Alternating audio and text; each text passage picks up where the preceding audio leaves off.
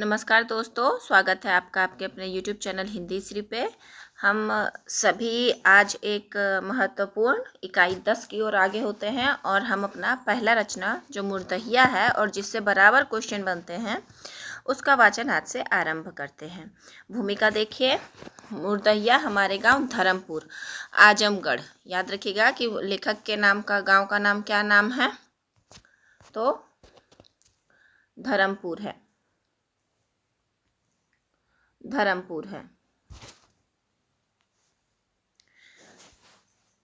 की बहुउद्देशीय कर्मस्थली थी। चारवाही से लेकर हरवाही तक के सारे रास्ते वहीं से गुजरते थे।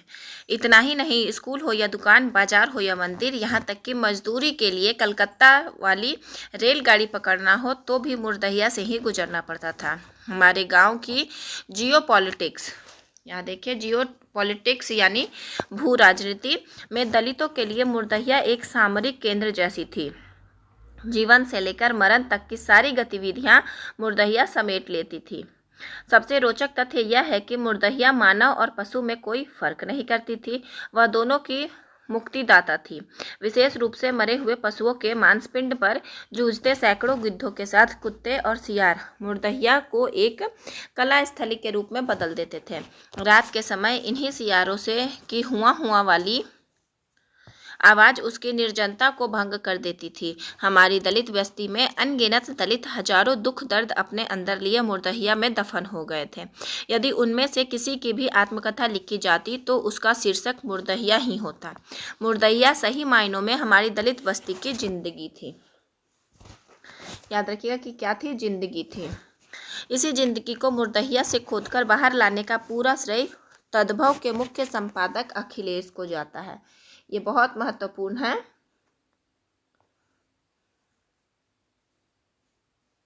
ये देखिए क्या है कि ये है तद्भव के मुख्य संपादक, माफी चाहती हूँ, ये है तद्भव, ये जो श्रेय है इसका तद्भव के मुख्य संपादक अखिलेश को जाता है। वे हमेशा मेरे सामने कलम के बदले फावड़ा लेकर लिए तैयार मिलते थे। सही अर्थों में मैंने उनके ही फावड़े से खोदकर मुर्दहिया को से अपनी ज़िंदगी को बाहर निकाला है। ये महत्वपूर्ण प्रश्न है कि मुर्दहिया को लेखक की ज़िंदगी से खोदकर किसने निकाला, तो अखिलेश ने, जो क्या किसके संपादक थे, तद्भव के। जमाना चाहे जो भी हो, मेरे जैसा कोई अदना जब भी पैदा होता है वह अपने इर्द गिर्द घूमते लोक जीवन का हिस्सा बन ही जाता है। यही कारण था कि लोक जीवन हमेशा मेरा पीछा करता रहा।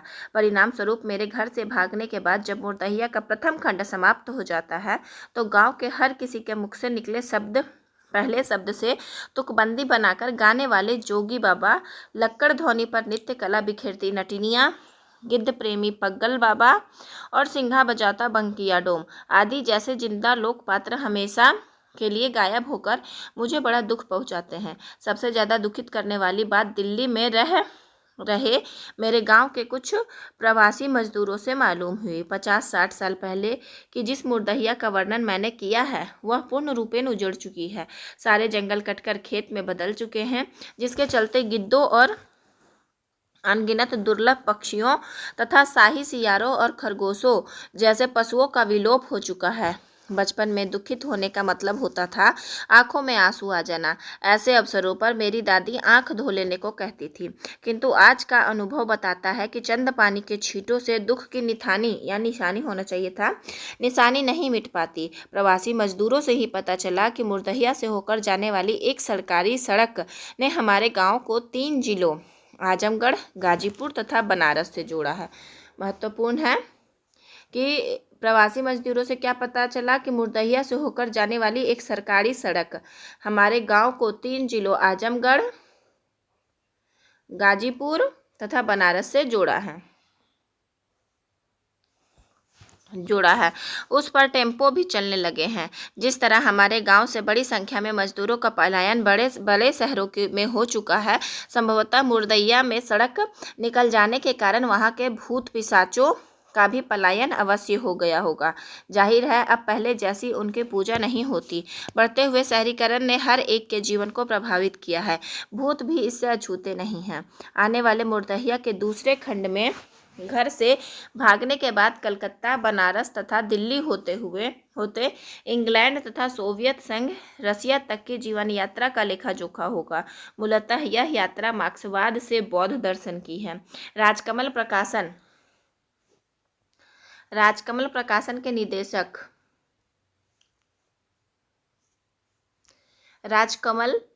के निदेशक अशोक माहेश्वरी इस बात के लिए धन्यवाद के पात्र हैं कि उन्होंने तद्भव में अब तक प्रकाशित 7 किस्तों को मुर्दहिया खंड 1 के रूप में अविलंब प्रकाशित करने का निर्णय किया, जबकि आगे का लेखन अभी जारी है। याद रखिएगा कि ये छपा भी किस रूप में है? तद्भव में वो प्रकाशित होता था। और ये मुर्दहिया का दूसरा खंड में क्या है? कलकत्ता, बनारस तथा दिल्ली, इंग्लैंड, सोवियत, यही सब है। सोवियत संघ से होते हुए रसिया गए हैं। यहाँ पर हमारा भूमिका खत्म होता है। आगे देखिए, अनुक्रम है 6 है भूतही पारिवारिक पृष्ठभूमि, मुर्दहिया तथा स्कूली जीवन। ऐसे क्रम से याद रखिएगा कि पहले परिवार में वो जन्म लेते हैं, तो भूतही पारिवारिक पृष्ठभूमि था। किस प्रकार के परिवार में वो जन्म लेते हैं? जहाँ परिवार की पृष्ठभूमि भूतही थी। उसके बाद मुर्दहिया तथा स्कूली जीवन, यानी कि जब कैसे वे स्कूल परिवार में जन्म लेने के बाद स्कूल गए। उसके बाद समझिए, स्कूल गए क्योंकि दलित से थे तो उनके पास ये कम था, धन कम था, तो अकाल में अंधविश्वास हो गया। और अब अकाल हो गया तो मुर्दहिया के गिद्ध तथा लोक जीवन भी त्रस्त व्यस्त हो गए। फिर अब अकाल हो गया, गिद्ध तथा लोक जीवन। गिद्धों को देख के भूतनिया जो है वो नागिन डांस कर रही थी। उसके बाद नागिन डांस जैसे ही हो गया वैसे ही बुद्ध की राह पे चले गए और आजमगढ़ में फाका काशी। मैं ये आपको याद रखने के लिए कह रही हूँ, आप ऐसे याद रख सकते हैं। भूतही पारिवारिक पृष्ठभूमि, मुर्दहिया तथा स्कूली जीवन, अकाल में अंधविश्वास, मुर्दहिया के गिद्ध तथा लोक जीवन, भूतनिया नागिन, चले बुद्ध की राह, आजमगढ़ में फाका काशी। अगला है भूतही पारिवारिक पृष्ठभूमि। मूर्खता मेरी जन्मजात विरासत थी। और ये बहुत महत्वपूर्ण है और हर बार एग्जाम में कई बार पूछा भी गया है। मानव जाति का वह पहला व्यक्ति जो जैविक रूप से मेरा खानदानी पूर्वज था, उसके और मेरे बीच ना जाने कितने पैदा हुए, किंतु उनमें से कोई भी पढ़ा लिखा नहीं था। लगभग 2300 वर्ष पूर्व यूनान देश से भारत आए। मीनांदर ने कहा कि देखिए कितने वर्ष पूर्व, 2300 वर्ष पूर्व यूनान देश से भारत आए। मीनांदर ने कहा कि आम भारतीयों को लिपि का ज्ञान नहीं है, इसलिए वे पढ़ लिख नहीं सकते। उसके समकालीनों ने तो कोई प्रतिक्रिया नहीं दी, किंतु आधुनिक भारतीय पंडों ने मीनांदर का खूब खंडन मंडन किया। हकीकत तो यह है कि आज भी करोड़ों भारतीय मीनांदर की कसौटी पर खरा उतरते हैं।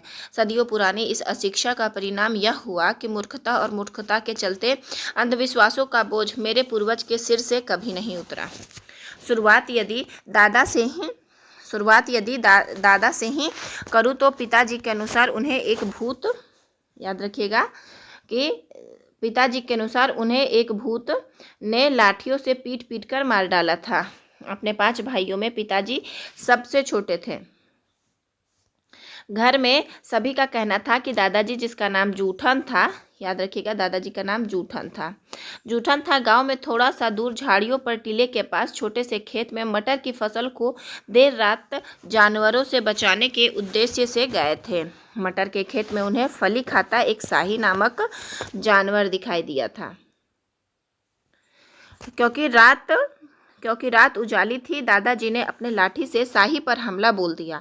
लाठी लगते ही शाही रौद्र रूप धारण करते हुए अपने लंबे लंबे कटीले रोंगटों को फैलाकर अंतर्ध्यान हो गया। घर वालों के अनुसार वह शाही नहीं बल्कि उस क्षेत्र का भूत था।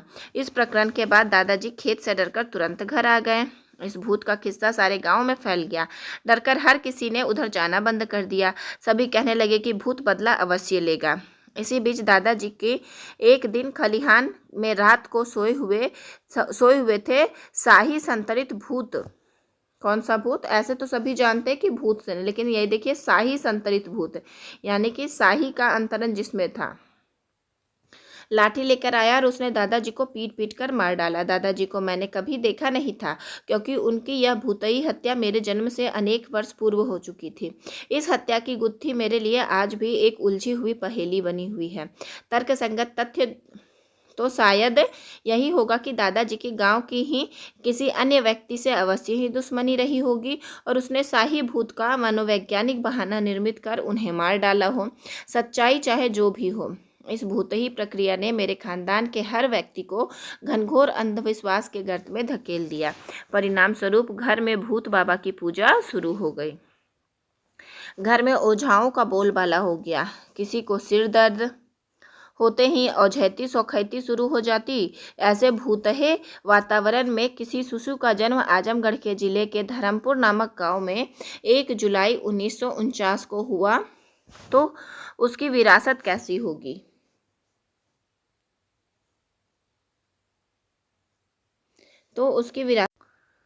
जाहिर है शैशव काल में ही मूर्खताजन्य अंधविश्वासों के बोझ तले दब गया।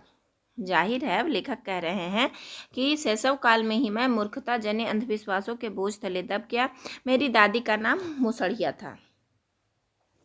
वह 100 वर्षों से भी ज़्यादा जिंदा रही। उसके चेहरे तथा बाहों से लटकते हुए चिचुके चमड़े उसकी लंबी उम्र को प्रमाणित करते थे। गांव वालों का कहना था कि मेरी दादी ने कौवा का मांस खाया है, इसलिए वह मरती नहीं।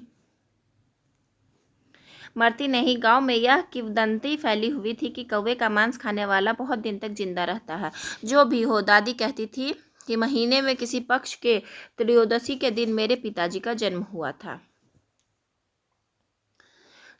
था, इसलिए उनका नाम तेरसी पड़ा। याद रखिएगा कि उनके पिताजी का नाम था तेरसी। मेरे माता का नाम धीरजा था। मेरे पिताजी की मछली मारने की में महारत हासिल थी। वे किसी भी जल स्रोत से बड़ी आसानी से मछलियां मार लाते थे। मच्छरमरवा के रूप में उन्हें उस क्षेत्र में पौराणिक ख्याति मिली हुई थी। लोग कहीं भी मछली मारने जाते, वे पिताजी से प्रार्थना करते कि साथ चलकर वह पानी छू भर दे, बस मछली सबको मिल जाएगी। बाद में मेरी माँ ने मुझे बताया कि जिस दिन चारपाई पर मैं पैदा हुआ, उसके नीचे तुरंत पिताजी ने गांव के स्थिर पोखरी से एक जिंदा मछली पकड़कर डाल दिया। यह एक प्रकार का टोटका था, जिसके अनुसार उनका विश्वास था कि मुझे भी बड़ा होने पर मच्छरमरवा के रूप में पौराणिक ख्याति मिल सकेगी। संभवतः मेरे माँ बाप की सर्वोच्च आकांक्षाओं की पहुँच मुझे एक सिद्धहस्त मच्छरमरवा के रूप में देखने तक ही सिमट कर रह गई। जाहिर है, एक दलित खेत मजदूर और मजदूरनी की आकांक्षा इससे ज़्यादा और क्या हो सकती थी। माँ ने यह भी बताया कि उसके कई बच्चे पहले पैदा हुए, किंतु थोड़ा बड़ा होकर सबके सब मरते चले गए। इसलिए जब मैं पैदा हुआ तो पिताजी मुझे गोद में लेकर गाँव से करीब 1.5 किलोमीटर दूर एक शिव मंदिर, जिसे शेरपुर कुटी कहते हैं, पहुँचे और मंदिर के महंत बाबा हरिहर दास से आशीर्वाद देने के लिए विनती की। बाबा हरिहर दास बड़े उदार पुरुष थे। उन्होंने मुझे जीवित रहने का आशीर्वाद देते हुए मेरा नाम तुलसीराम रखा। बाबा का कहना था तुलसीदास राम भक्त थे, अतः यह लड़का भी बड़ा होकर तुलसी राम के रूप में राम भक्त होगा। मुझे जीवित रखने की प्रक्रिया में पिताजी स्वयं एक कट्टर शिव भक्त हो गए।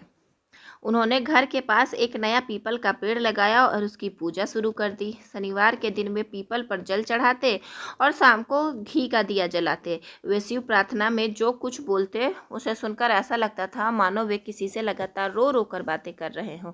पिताजी के अनुसार जैसे पीपल बढ़ता गया, वैसे वैसे मैं भी। इस बीच उस जर्जर बुढ़िया दादी का लगाव भी मुझसे बढ़ता गया। जब मैं 3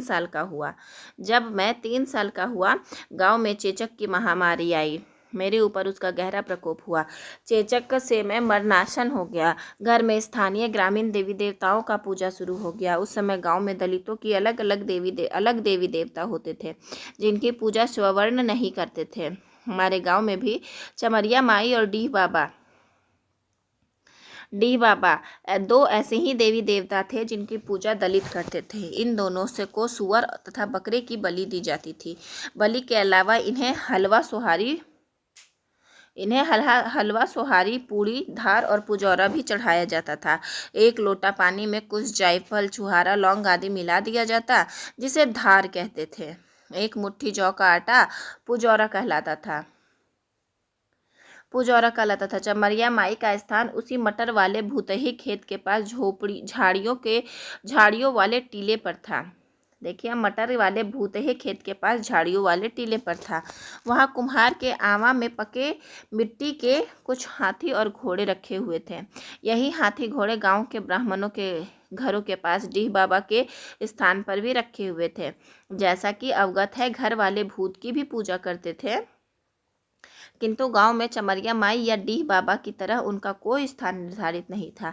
गांव के दक्षिण पश्चिम कोण की दिशा में थोड़ी दूर दौलताबाद नामक एक दूसरा गांव था, जिसके बाहर एक सुनसान जगह पर बहुत पुराना पीपल का विशाल पेड़ था। घर वालों के अनुसार वह भूत उसी पेड़ पर रहता था, अतः वहीं जाकर उसकी पूजा की जाती थी। चेचक निकलने पर मनौती के अनुसार देवी शीतला माई की भी पूजा की जाती थी। शीतला माई का मंदिर गांव के करीब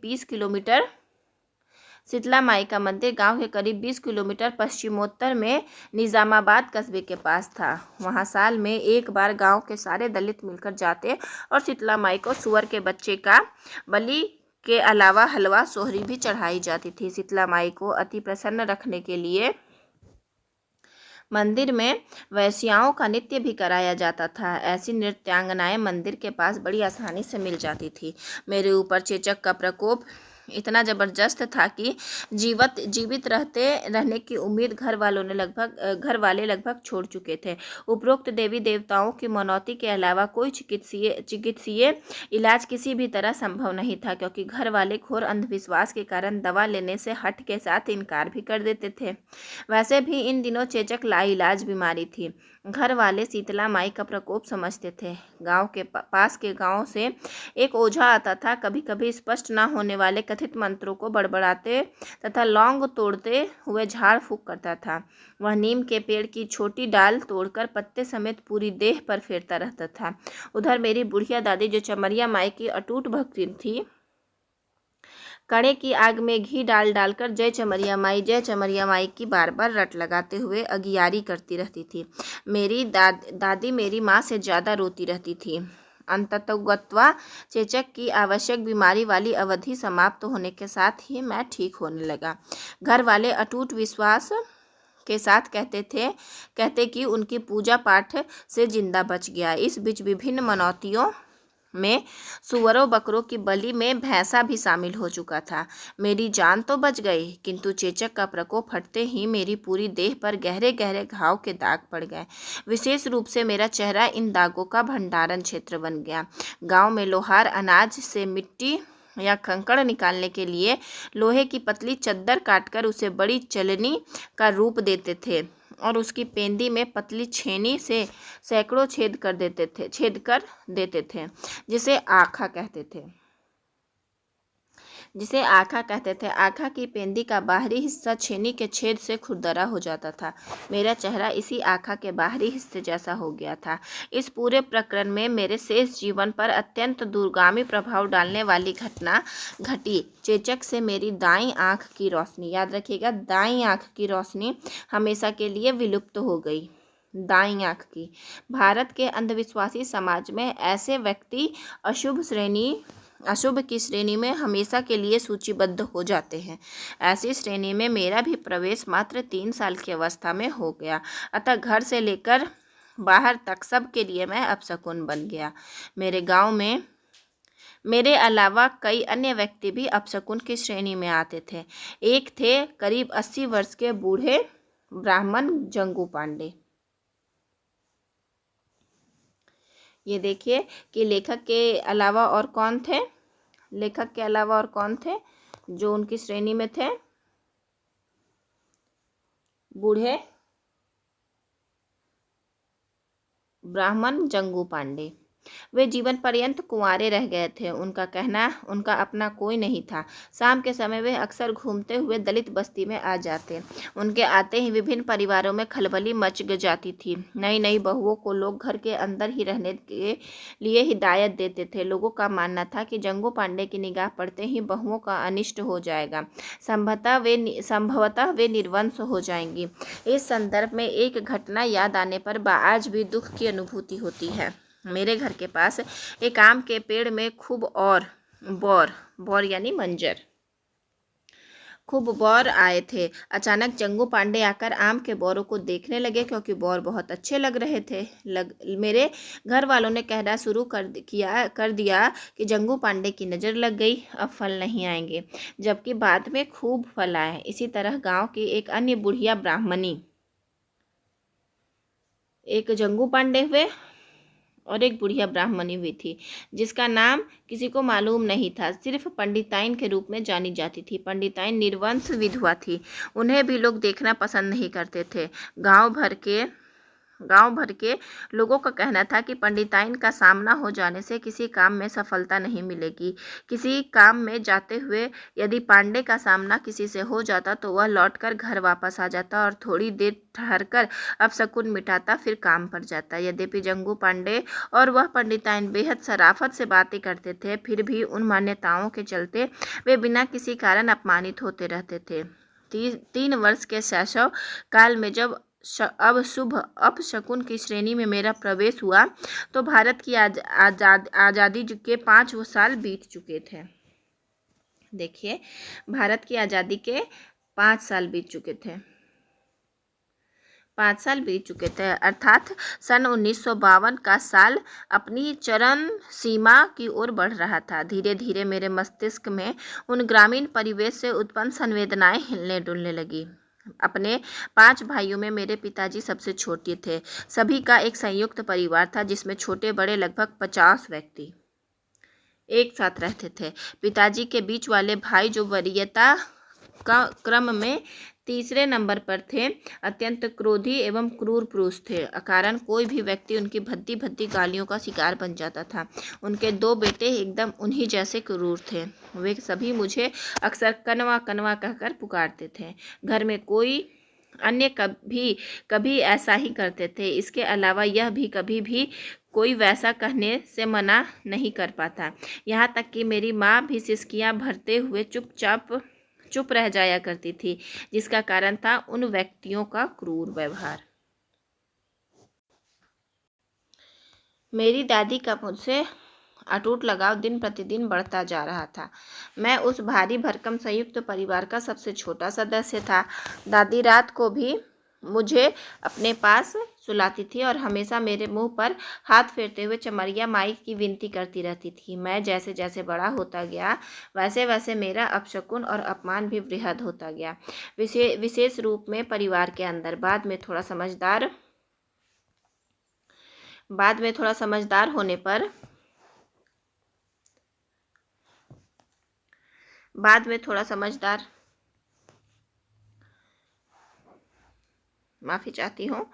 समझदार होने पर दादी ने बताया कि चेचक निकलने के पहले घर में सबसे छोटा होने के कारण परिवार के सभी सदस्यों में मुझे गोद में लेकर खिलाने की होड़ लगी रहती थी, किंतु चेचक के बाद सब कुछ बदल गया।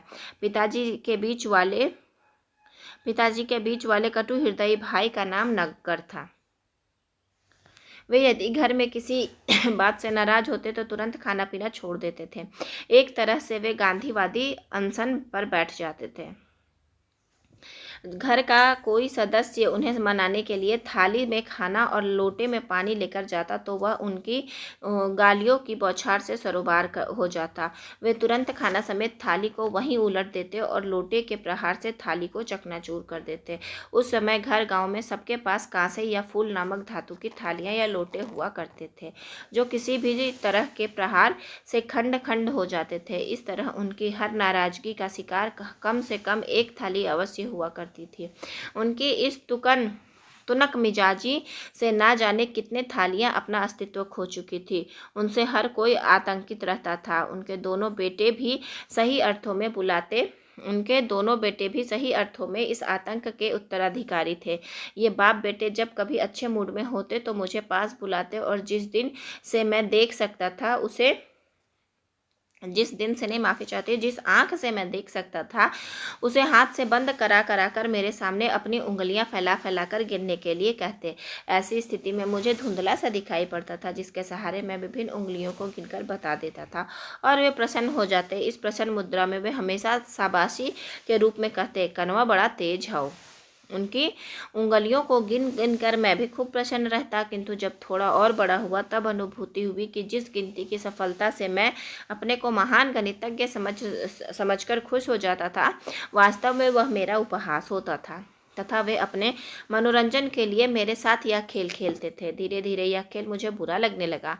अत्यंत मानसिक पीड़ा होती थी, किंतु उस धुंधली गिनती से पीछा छुड़ा लेने की हिम्मत नहीं पड़ती। यह क्रम वर्षों तक चलता रहा। इस संदर्भ में मैं दावे के साथ कह सकता हूँ, इस धुंधली गिनती की परीक्षा से उत्पन्न पीड़ा मेरे जीवन की पहली मानसिक पीड़ा थी। अशुभ अपशकुन वाली पीड़ा की अनुभूति कुछ देर से आई।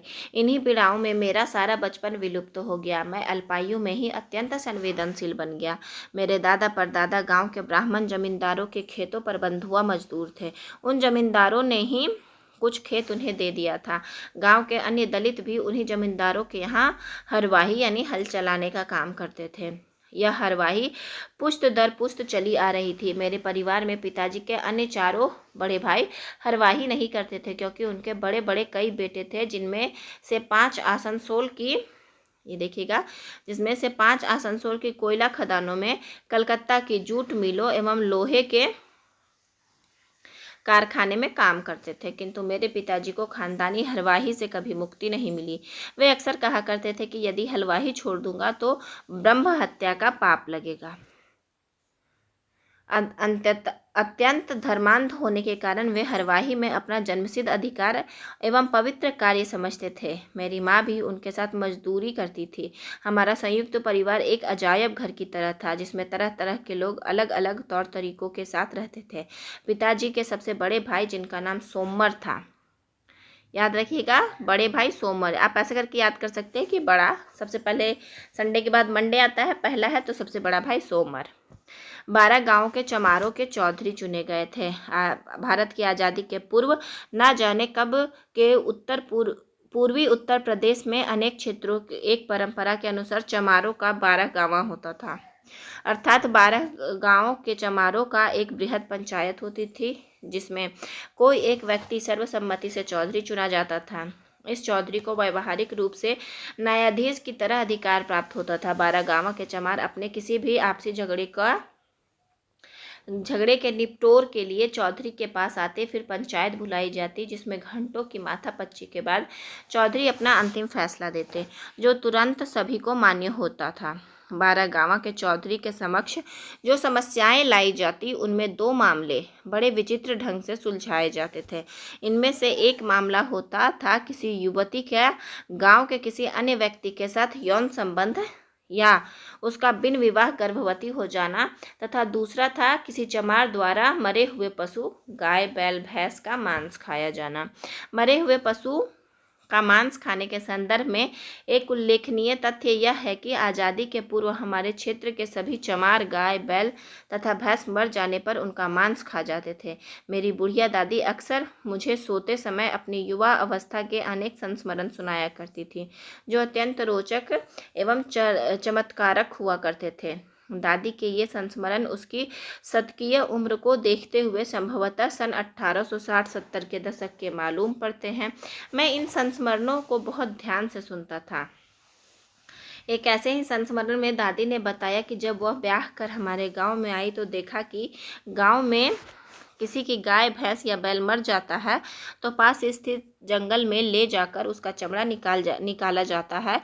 फिर उसके बाद गड़ासे और कुल्हाड़ियों से काट काट कर उसका मांस सारे दलित बांस में बनी हुई टोकरियों में भर कर दलित बांस से दलित बांस से बनी हुई बांस की बनी हुई टोकरियों में भरकर ले घर लाते। मांस काटने का काम प्रायः महिलाएं करती थी। दादी यह भी बताती थी कि जिस समय कोई चमार पुरुष मरे हुए जानवर का चमड़ा निकालना शुरू करता, अचानक सैकड़ों की संख्या में वहां गिद्ध मंडराने लगते तथा दर्जनों कुत्ते आकर भौंकने लगते थे। कुछ सियार भी चक्कर मारते, किंतु कुत्तों और महिलाओं की उपस्थिति को देखते हुए वे पास नहीं आ पाते। मरे पशु के मांस के बंदरबाट में महिलाओं के साथ कुत्तों और गिद्धों में उग्र होड़ मच जाती थी। दादी भी इस होड़ में शामिल हुआ करती थी। दादी मांस के कुछ हिस्सों को आवश्यकता अनुसार तुरंत पकाती, किंतु अधिकांश बचे हुए कच्चे मांस को कई दिनों तक तेज धूप में सुखाती। खूब सूख जाने पर मांस को कच्ची मिट्टी से बनी कोठीली में रखकर बंद कर देती। इस प्रकार से सूखे मांस का भंडारण बढ़ता जाता और साल के उन महीनों में जब खाने की वस्तुओं का टाटा पड़ जाता तो सूखे मांस को नए तरीके से पका कर परिवार के लोग अपना पेट भरते। मरे हुए इन पशुओं के मांस को डांगर कहा जाता था। आज़ादी के बाद चमारों ने डांगर खाना बंद करने का अभियान चलाया जो अत्यंत सफल रहा।